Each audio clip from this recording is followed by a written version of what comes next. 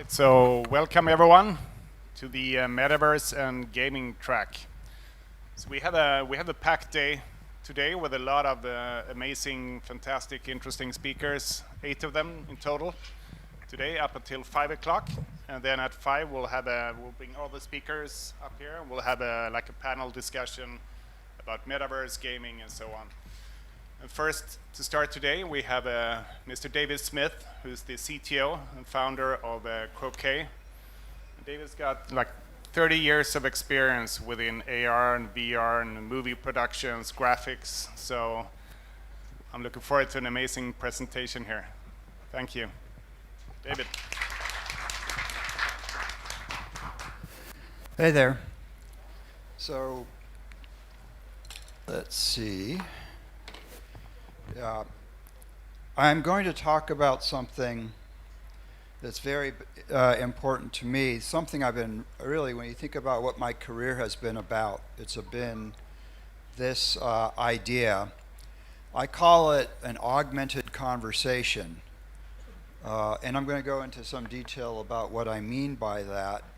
But the idea is that when you have augmented reality and you have AI, you have an ability to communicate and collaborate in a very, very rich way that we can't even imagine today. However, what's really important is this idea I just gave you isn't a new idea. It's actually quite old.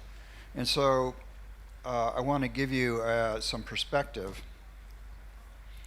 Study the past if you would divine the future. By the way, how many people understand English here? Just so I have a sense. So most of you. So I'll try to go slow, but I know that may not be too helpful, but the pictures will be hopefully very good, and certainly the demos will. This was Confucius, and it's a really important thing in computer science today, is that there's a real tendency for people. Alan Kay, who is my mentor, says people work very hard to reinvent the flat tire. So we really need to look back at best practices and the ideas of the past to really have an understanding of where we're going and, more importantly, where we can go. This quote is one of my favorite. During the mechanical ages, we had extended our bodies in space. Today, after more than a century of electronic technology, we have extended our central nervous system itself in a global embrace, abolishing both space and time as far as our planet is concerned. And you would think this is a pretty recent quote, because it's talking about our world today, the way this is visible. We see this. This actually was Marshall McLuhan in the book Understanding Media, The Extensions of Man. 1964 he said this.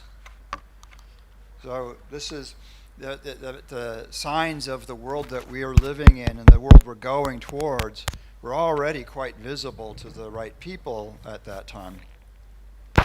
So we have this global central nervous system. As I think about it as somebody tweets, and a few milliseconds later, millions of brains are impacted. You are connected to that other person, and you're milliseconds away from that effect. So our consciousness has been extended into everyone's lives, and theirs into ours. So I'm going to give you now the history lesson I warned you about, where it started. And this is, to me, amazing. So this idea of what I'm talking about is human-computer symbiosis. And when we think about the evolution of the modern computer system, believe it or not, that was where it started. That's what the original ideas of these people, what they were thinking. It's a primary factor in how modern human-computer interfaces evolved. It came out of this original idea of the computer as a symbiotic partner. This is J.C.R. Licklider. He wrote this paper in 1960, And why this is interesting, why this is important, is, man-computer symbiosis, oh, that's neat, but this is the guy who was running ARPA, Advanced Research Projects Agency, the computer science side of that. And he's the person who made many of the original decisions about how the computer infrastructure would evolve. What were the priorities? He's the one who paid for that. His work and Bob Taylor, who replaced him, were where the internet came from. So this is not some random guy. This is the guy who set a vector of the direction we would go as a species. And we are on that vector today. We missed some things, and that's kind of what this talk is about, but I'll get to that. Another person that had a huge influence, in fact, he was probably the first receiver of Licklider's funding, Doug Engelbart. Doug, probably more than anyone, invented the nature of what we think of as computing today. His focus was actually on having teams work together to solve the world's big problems. How do we do that? How do we work collectively? And he was very aware of the fact that if we don't work collectively, if we're not collectively smarter, we're doomed. And that's actually, you can see that.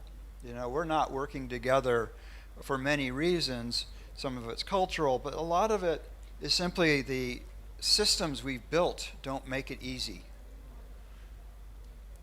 So Doug is known of, among other things, he invented the mouse, but he also invented far more things. I mean, he's the person I think of, as I said. I mean, he invented windowing systems. Let me see. He wanted to understand and construct systems that of how, first of all, humans would interact with computers, and a lot of those ideas you use every day on your phone and on your computer. But more importantly to me is how the humans would use computers to interact with each other and how they're going to use that to solve problems. So that computer, in his mind, provided a shared intellectual space for a group. We could see the same things, we could interact with those same things. And so in 1968, Doug, I hope this works. I just plugged this in. I'm not sure. But Doug gave a demonstration. 1968. Most of you probably weren't alive then. He provided the first iteration of what the future was going to look like. And what's really magical to me is we still haven't quite caught up to his vision. So I'm going to play this little part of the talk that he gave 55 years ago. And so this special thing, if I label 13, will switch over. So in his display, he sees my text. So I'll execute it. And sure enough, it does. But what's that running around? Well, if he's looking at my text, he'd like to have something to say about it. So we put on a marker, a tracking spot that he controls. So he's sitting in a mental park looking at this text, and he can point to it. But we've carefully reserved for me the right to control and operate on this, so my bug is more powerful than yours. But we can have an argument. Yeah. That's what they call a bug fight. So, all right. So in case you haven't been listening, Bill, we've been going through lots of examples and setting up in collaboration here so that we can go on into information retrieval. And we've set up now audio coupling, and we're both looking at the same display, and that'd be very handy to work. We can talk to each other and point, and maybe later I could hand you the chalk on this blackboard, like saying, here, you control it. But let's stay this mode now and add another feature that hardware-wise is available through the kind of display we have. I'd like to see you while I'm working on it. So before I can do that, I'd have to set up my display in a certain way. Set it up so I see it over like that. That leaves a corner up there, and I say, now computer, do the automatic switching that'll bring in a camera picture from the camera mounted on his console, such as the camera mounted on mine is. Hi, Bill. That's great. Now we're connected audio. You can see my work, you can point at it, and I can see your face, and we can talk. So let's do some collaborating. So this is not Zoom. This is much more powerful than Zoom. This is two people not just sharing their video where they could see each other, but that every aspect of the system was manipulable by everyone in that world. Now, this was done in 1968. It was a provably doable thing. The problem that happened was they were working on a time-sharing system so that everybody, in a sense, was on the same computer. When personal computing showed up, that proved that ability to work on the same system was no longer really possible, and wasn't possible for quite a few years. I talked about collective IQ a bit already, but really when you come right down to it, this idea that he was after was it's a measure of how well people can work together on important challenges, and it's really a measure of effectiveness. But this picture is really important because everyone in that meeting had a computer screen in front of them and were able to interact with the information that was shared. It was a shared screen. They all had a mouse, they all had a display, and they all saw the same thing that other people in that same room had. It wasn't just because I'm at my home office, it was because there was an extension of the information space, a virtual space of ideas that they shared that could only be displayed with a computer. His other big idea was this idea, what he called bootstrapping. And here, the state of technology enables us, extends our ability to manipulate information, which then can be used to extend the state of the technology. This is a spiral coming out of the screen. There's a way to think about it. So the next person I want to talk about is Alan Kay. Alan was my mentor, probably more than anyone. And this is my favorite quote of his, is man is much more than a tool builder, he's an inventor of universes. And that's both more true today than ever, but more underutilized and misunderstood than ever. You don't create your own universes, yet you could if you were properly empowered, and more importantly, if you were able to collaborate on doing that. So one way that he thought about computing, he compared it to the printing press. He says that not that writing in the press made possible a different kind of travel through time and space, but a new manner of traveling through ideas was a consequence of what it meant to learn and read and write fluently. Reading and writing were crucial. And so his concept of computing was the same. It's not just enough to be a consumer of information. Your phone is a consumption device. That's very, very hard to create. So in a sense, you know how to read, but you don't know how to write. Almost most people. And that's one of the challenges, too, that has to be addressed. So 1968, and by the way, 1968 was the same year that Doug Engelbart did that demo. 1968 was the year that Alan had worked a bit with Engelbart. He had spent some time at University of Illinois where he first saw the 16 by 16 LCD displays. And then he went and visited Seymour Papert where he was introduced to a children's programming language called Logo. And he realized that in a fairly short amount of time, the LCD displays were going to be bigger, and you'd be able to put a computer behind them. So this is literally a vision of what we think of as where personal computing was going to go. He drew this on a plane after he had met with Seymour Papert. And what's really interesting about it is if you look at the screens, they're the same. They're playing a game together, they're collaborating, but actually what's interesting, when he describes it, they are able to switch to programming together, sharing and modifying the code that made up this game.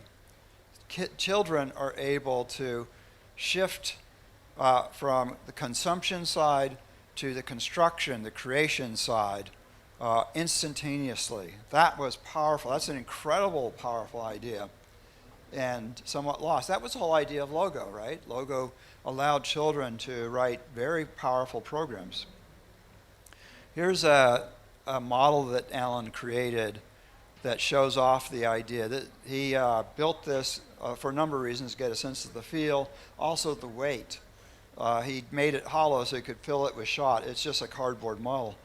But they was able to figure out, it should be about 2 pounds, which is actually what the larger iPads typically are about. So he led the team at Xerox PARC, and their goal there was to create what they called the interim Dynabook. That was the Alto, and that was the computer that really launched the world that you live in today more than anyone. I'm going to play a little bit of this, because this is 1978. Is used to select And 1978, if I sat you down, any of you sat you down in front of this computer, you'd already know how to use it because you've been using it your entire life. So I'm going to just play this. information. A window is selected by moving the cursor inside of it and pressing the first mouse button. A selected window displays above other windows, much like placing a piece of paper on top of a stack on a desk. Information in the window can be selected using this first mouse button. The selected information can be changed. Here, selected text is displayed as white characters on a black background. The selected text is replaced by typing on the keyboard.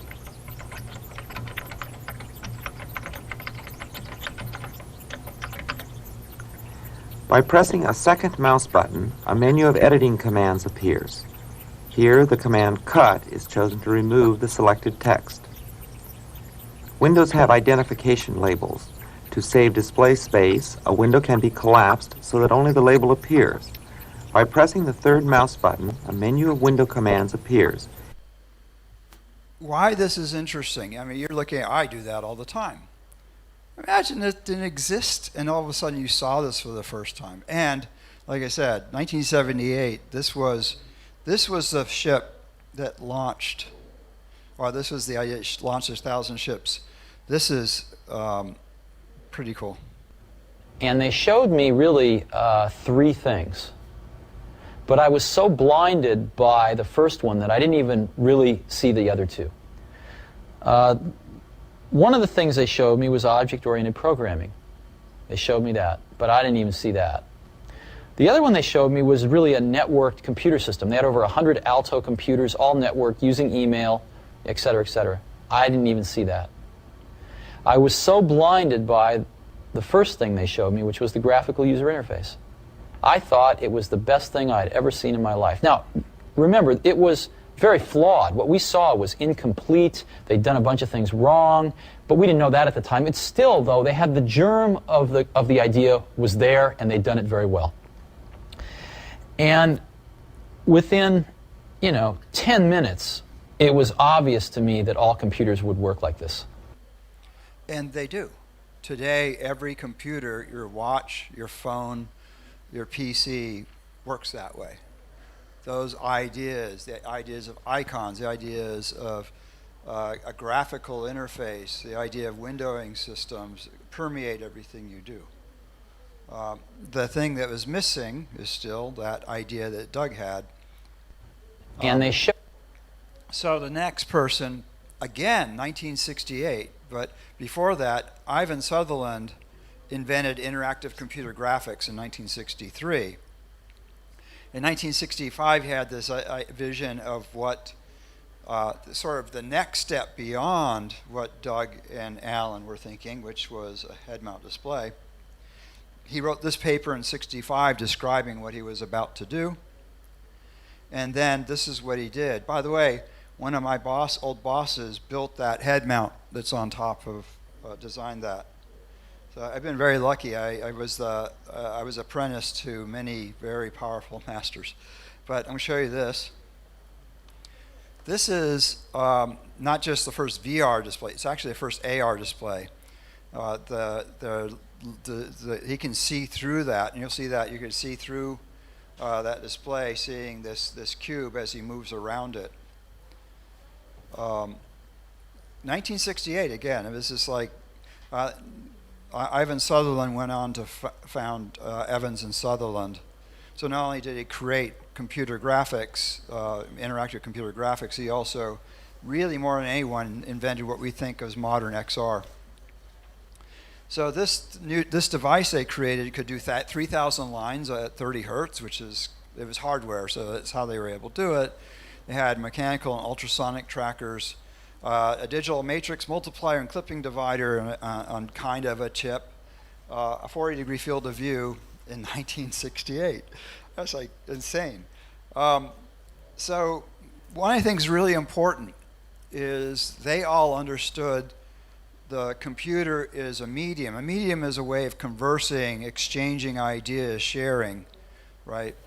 So that makes sense. I mean, when I talk about Marshall McLuhan, Alan discovered McLuhan's ideas and had an instant inspiration about what the role of the computer is in our world. It's a medium, but more importantly, it's a live medium. And that's what I'm going to touch on here about where I think things should be going. It's a live, this idea of an augmented conversation I started talking about earlier, a live communication medium. I see stuff that you see, I make changes to that stuff, you see me make those changes, and it's symmetrical. You can do the same.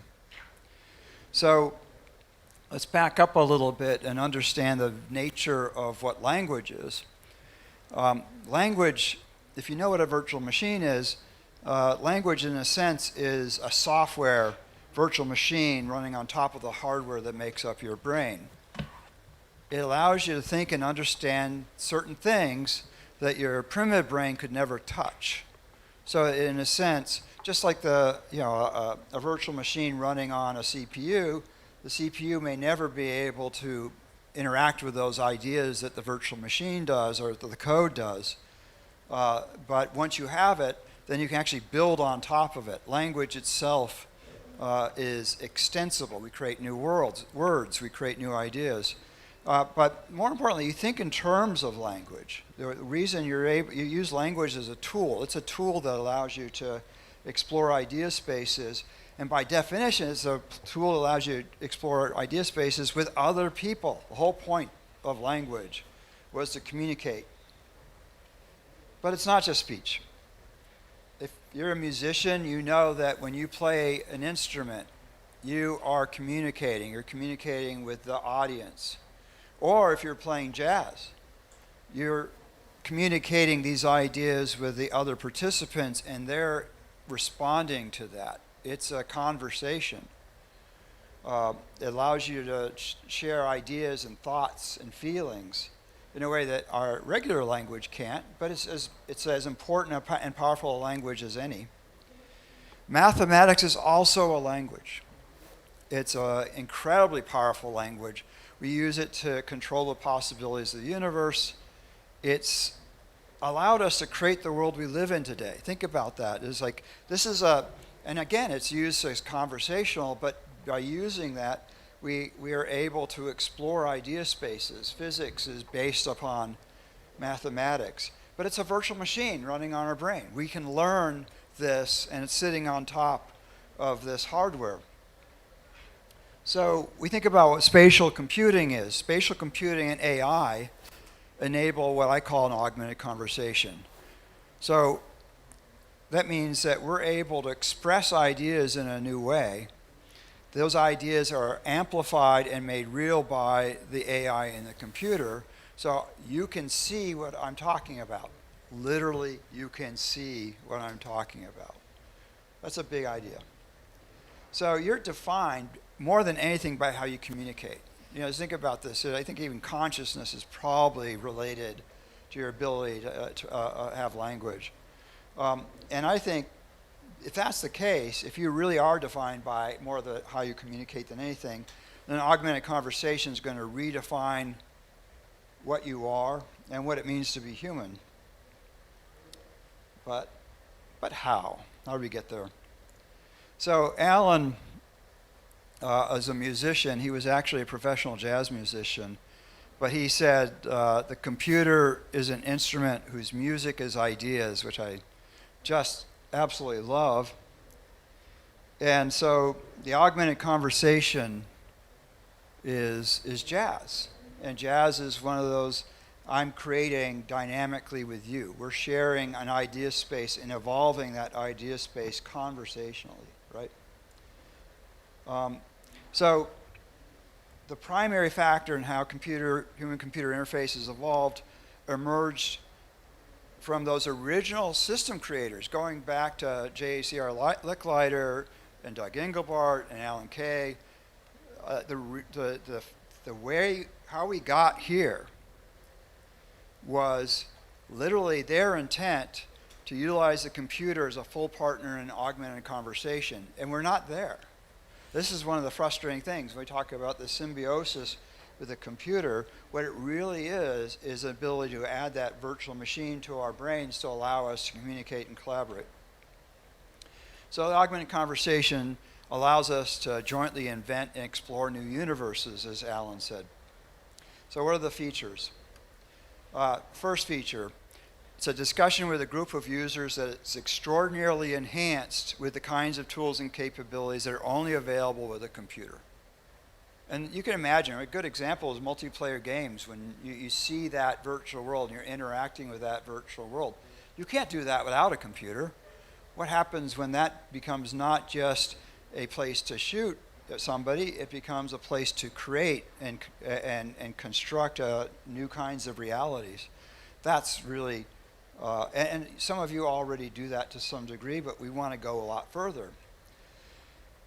Next is a computer AI is a full participant in the conversation. In other words, allows us to jointly discuss these ideas. I say something, computer AI is listening, and generates a simulation based upon what I just said. But more importantly, that simulation is instantly shared with the other participants. They're able to engage with that, modify it, share it in exactly the same way. As easy, remember, we're talking about language. It's as easy to do this, use this system as it is to talk about our families with our friends. There has to be a guarantee of shared truth. In other words, when you communicate something, if what I say is not what you hear, we are not communicating. So that means if I create a virtual object in the scene, or the AI creates it, it has to be the same thing for you as it is for me. When you see me push it or move it or modify it, that change should be the same for you as it is for me. It has to be exactly the same, both in visual quality and interaction. Otherwise, you can't trust it. You won't trust it. You won't believe that what I'm saying is what you're hearing. The last, shared system must enable bit identical modification extensions of the system while it's running live by all participants. In other words, you want to be able to use the system to extend the system itself. This is not a new idea either. If you're familiar with a language called Smalltalk, it was based on that idea, where I can modify the state of this system, and it changes. I can even, there's like no difference between the OS and the user interactions. You can modify everything. And by the way, I think this is why they were able to do so much so quickly. They really defined, as I said, the computer that Steve Jobs saw that system was built on Smalltalk. And they were able to do that because Smalltalk allowed them to expand the scope of what they could write.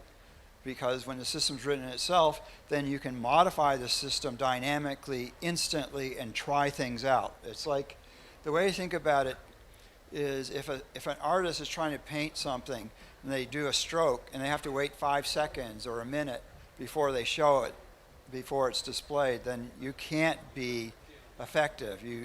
There's no flow. But you need that. So again, I'm going back to the primary factor in how the modern human-computer interface has evolved. It emerged from the original system creators' intent to utilize this computer as a symbiotic partner in this augmented conversation. It's a necessary part, but it's not just me seeing what you're doing, it's a smart participant. It's able to construct these realities for us. So this brings us to the croquet system that I've been working on. And we think this is really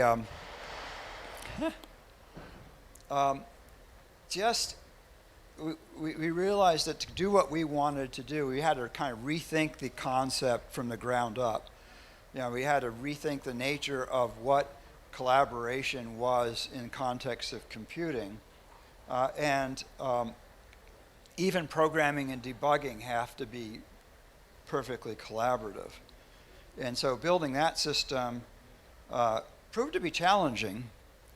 I mentioned earlier Xerox Alto allowed itself to be modified by the system while the system was running. This is key. It's like you make a change to the system and it never misses a beat. You can literally modify what 3 + 4 means in this computer. Not a good idea, by the way, but you can do that.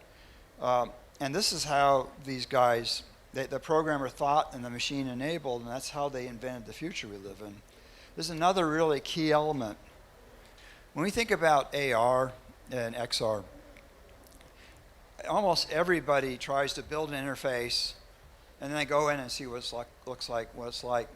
This is trying to build a ship in a bottle. It's like, this is going to look beautiful, and it will look beautiful. But then when you throw it in the ocean, it sinks.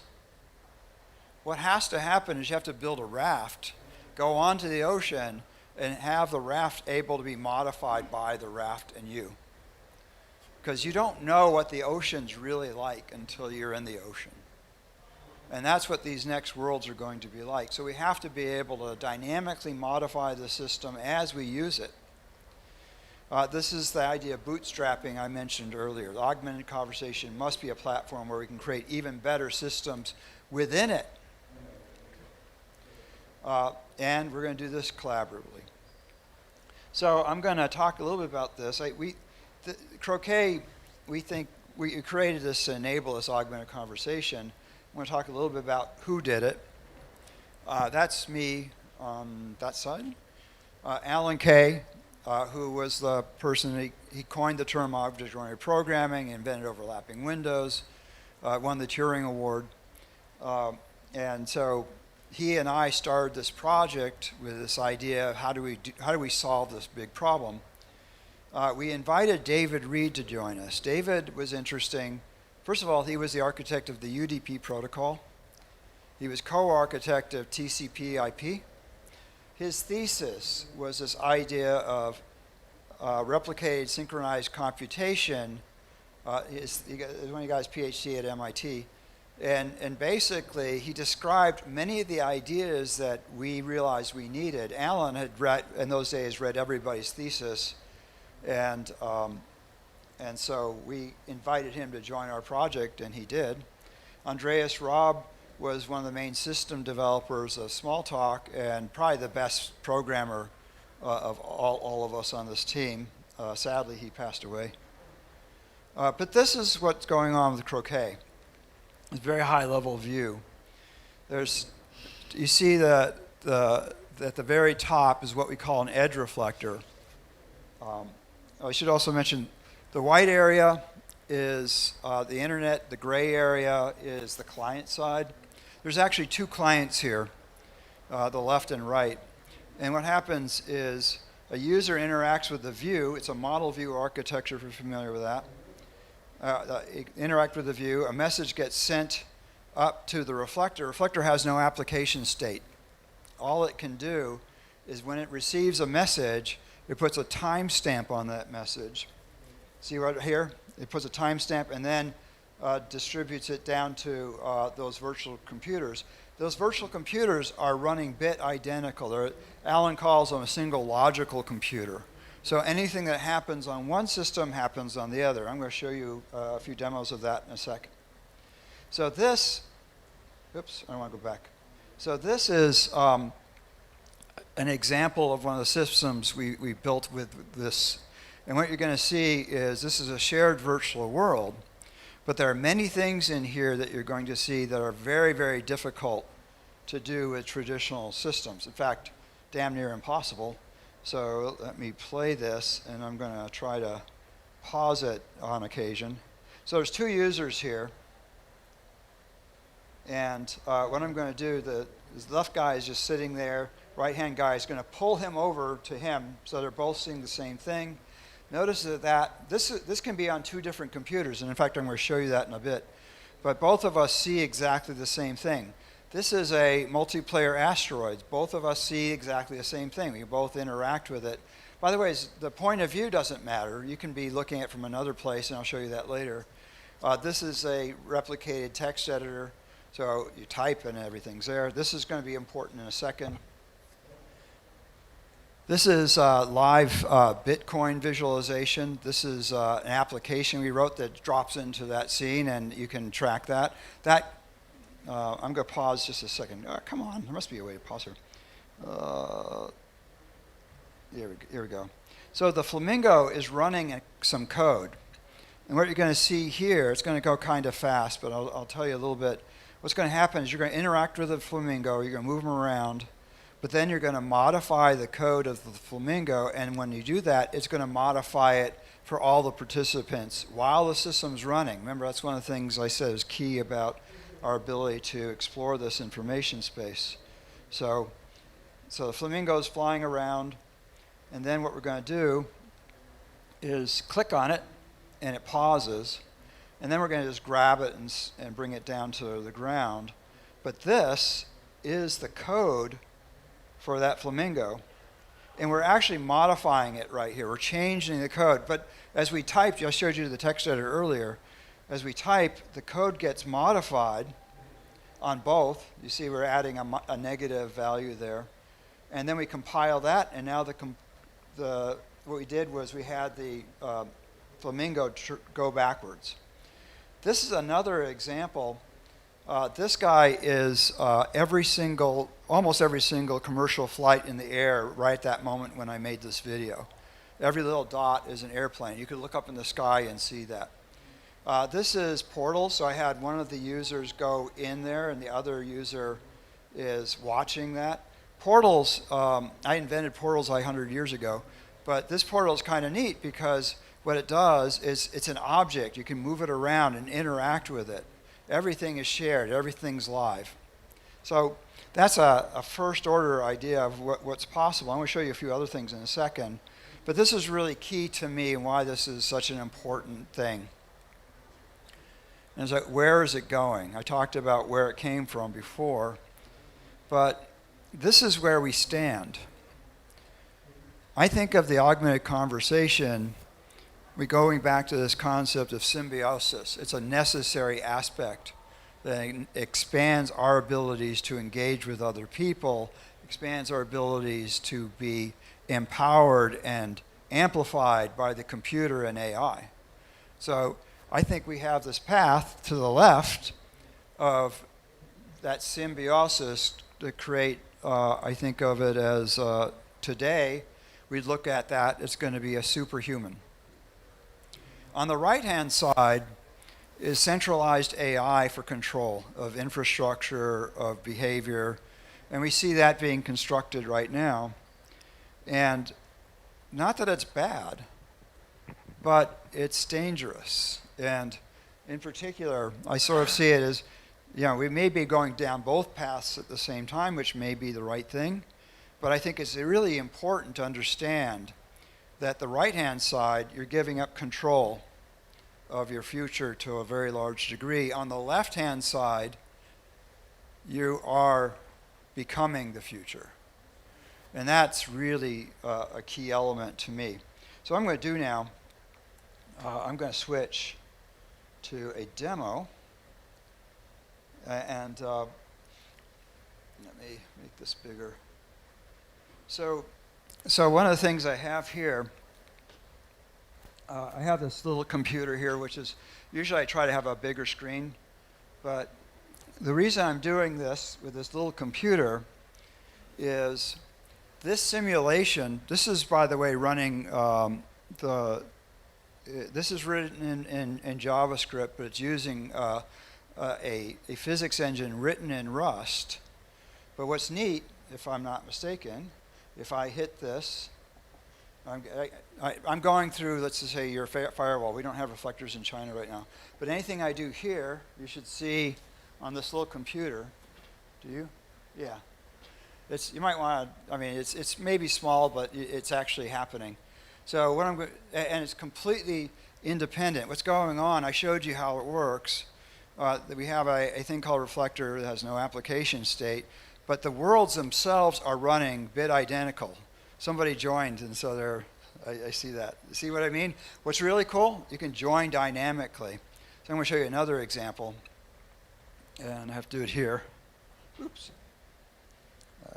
Let's see, where's my, come on. There we go.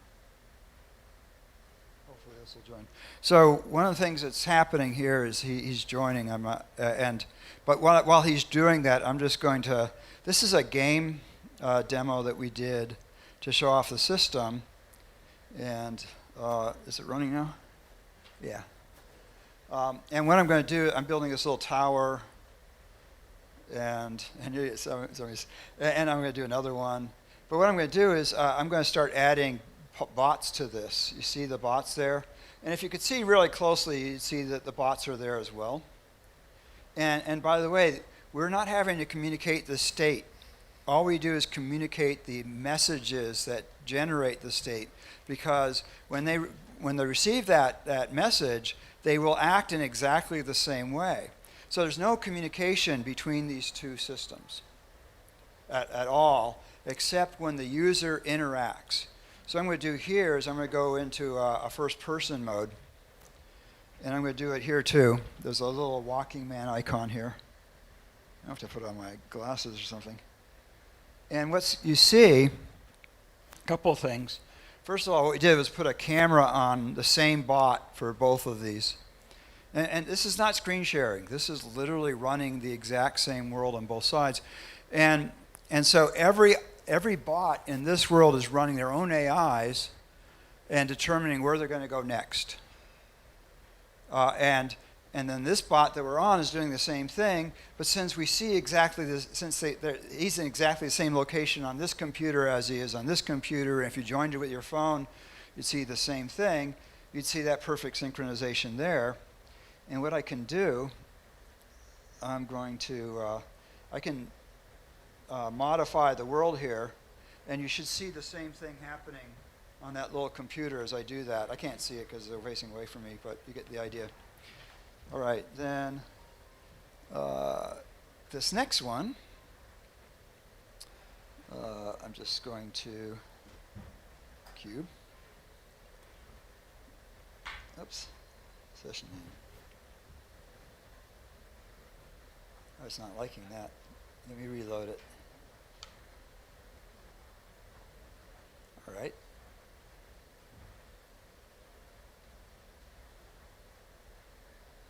Cancel. Ooh, that's weird. I'm just going to copy that. And I'll move it over to here and just paste that. Now, let me check this guy. What he's doing that. Okay. K-U-B-E. Oh, he's got the same problem.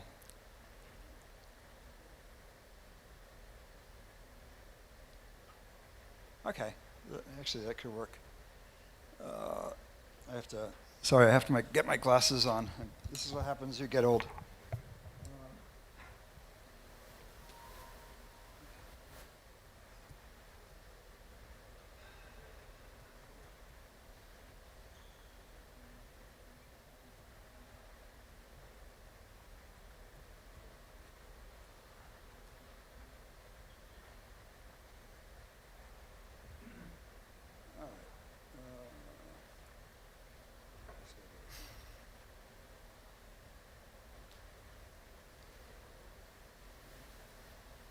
Is this the right one?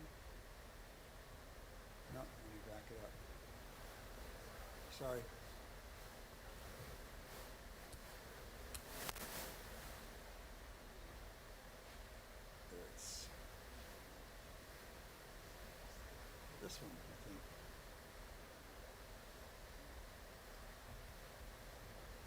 Nope, wrong one, sorry. This one's pretty neat because, let's try that. There we go. All right, so, yep, good. So what I'm going to show you here, let me move that up, is, again, every one of these bots is perfectly synchronized. You can kind of see it there, but what I'm going to do, X, Y, Z, Z, Y, I'm going to turn off dying here. And then what I'm going to do is, you can, let's see, X, Y, Z, Z, Y, undead. And so I can do this. So when I shoot something, for example, you'll see it everywhere. And by the way, you're going to see a lot of latency. Good, that's good. So what I'm going to do now is I'm going to show you many, many bots. So we have 1,000 bots coming towards us, and you see them there. And what I'm going to do, just sort of give you an idea, you can see it on both screens. I'm doing a top-down view. This should be exactly the same as this. Every one of those bots is exactly the same location. We have 1,000 bots, all running their own AIs, all coming at us and not liking us. But you get the idea, and I can do it again, 5, 5, 5, 4, 4, 4, 5. And so we got a whole new horde of them coming over the horizon there. But that shows off what's possible with, I think of it as this is what computer science lets you do. These things are hard to figure out, but once they exist, then it becomes easy to use. And that's what we're after here. We want to have this ability to communicate so that I see what you see, that I do stuff and you see me as I do it. And so this platform was invented to do that. We support Rust to some degree. It's a web-based platform. We also just announced Unity. All this stuff is open source, by the way. The kernel is not yet, but actually, let me switch over. I don't think I talk about it here. Yeah, I don't. The kernel is not open source yet, but we're going to be moving it to a decentralized physical infrastructure where it will be. That means anybody can host reflectors. Reflectors, as I said, they have no state, no application state. They can't even read the messages because messages in Croquet are encrypted end to end. The only people who can see what's going on inside this space is another participant. You cannot see what's going on from outside. And so that is what we're after. And you can imagine when I talk about this idea, we're going to be wearing glasses in the future. I'm going to say something, computer's going to generate a simulation in front of us. You'll be able to reach in there and say, what about this? And that would normally be hard. But when you have an architecture designed around that idea, then it's doable and relatively easy and gets easier all the time. So this is what we think the future should be, is the computer becomes a central aid in the way we communicate, collaborate, and how we're going to solve all the world's very hard problems. We're going to solve them together. So that's my talk. I'm open to questions. Thank you.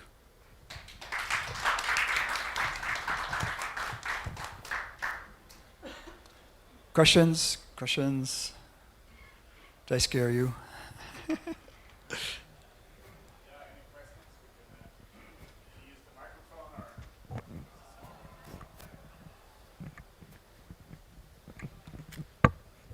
Yeah, thank you so much, David, for the presentation. It's quite amazing. So it was fun. And I'm around today. Yeah. Yeah, it's a great idea, meta universe, and I used to be working Ubisoft. It's a game company, so we're already building game world, right? Yeah. This is a great idea. I think your engine is building a global network to connect all the players together. They could put their stuff in it, and they could interact with it, and Yeah. everybody could see it, right? Yeah. That is. That's our goal. Yes. Yeah, the network issue is a big issue for the multiplayer games. Yeah. We have a lot of data centers around the world, and we have to sync the states of all the objects, right? We are interacting with it. A lot of people in it, right? The That's RPS and is Yeah. a lot. That is the major problem. That's right. Of I think facing, of it when you traditional approaches to multiplayer games. It's kind of a very limited vocabulary. You know, you can move, you can shoot, you can kill, you can die.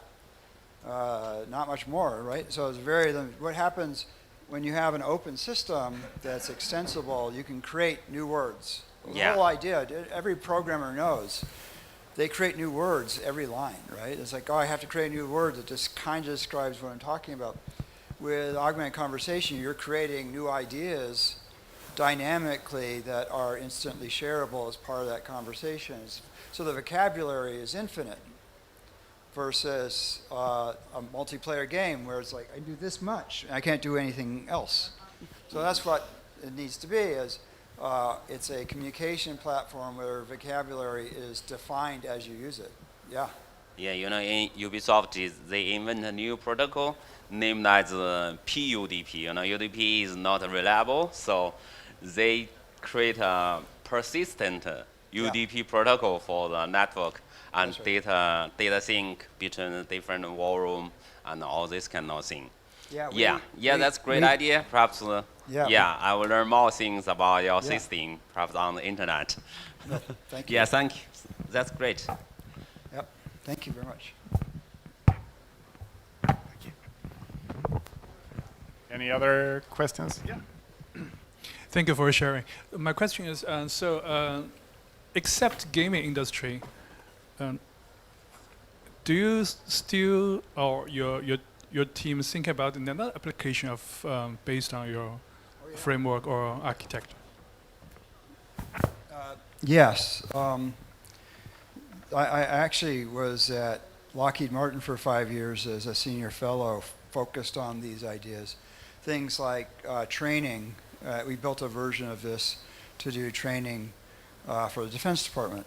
And that ability to collaborate, and another good example of training is remote subject matter expert, where somebody's looking over the shoulder and guiding you to solve a problem. So we think that in that respect, the ability to, I almost think of those as the simple applications, but you have the same problem in the digital space. When we think about training and information ideas, what's that going to look like? How does that work? And not just that, but how we build it. When you build anything today, it's a collaborative process. A good example, actually, game design would be so much more powerful if everything you did was being modified as the other person was there and could see what you're doing and critique it. I showed you a little bit of that with that video earlier, where we're inside that world. We could modify the code of that character while it was running. And that's all multi-user. Everything was shared. So almost everything that humans do that's interesting is usually multi-user. Doesn't mean that you have to be multi-user, but when you think about it, I'm building an app. Who's the app for? It isn't for you usually. It's for somebody else. And more importantly, almost everything today is complex, requires a lot of points of view on it to be able to accomplish it properly. So yeah, I think to me, it's everything. Every application in my mind should be multi-user, and we're moving in that direction. Office, for example, the web version is multi-user. It uses, I think, a poor model of collaboration, but it works. Figma got sold for $20 billion because it allowed you to do collaborative design. They didn't really have an architecture, but it didn't matter. They were able to demonstrate a lot of the key ideas of why collaboration is so important. But yeah, I mean, it's just like look around. Anything you do right now by yourself is empowered tremendously if you can share it. And everything should be shareable. You may choose not to, but everything should be shareable. All right? Thank you very much. Any other questions from the audience? Like I said, I'm Right. around if anybody Yeah. wants to chat. Thank you, David. Thank you.